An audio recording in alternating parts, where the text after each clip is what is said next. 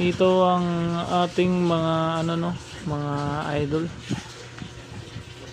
Yung share ko lang yung aking ano pailaw sa aking mga bagong pisang sisiw. Kasi wala tayong box no, kaya ang ginawa ko karton lang siya, mga master. Tapos nilagyan ko siya ng parang pinaka-exhaust fan nila kasi pagka gabi mga master hinihingal sila dahil sa siguro sa init na rin, tsaka hindi ko rin kasi binutasan yung karton. Yung ginawa ko, nilagyan ko na lang ng exhaust fan na ganyan kasi meron akong available dito.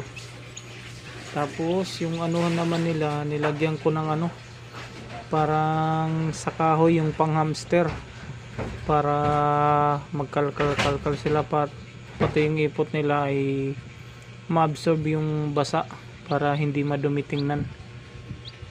Yan ang malusog sila.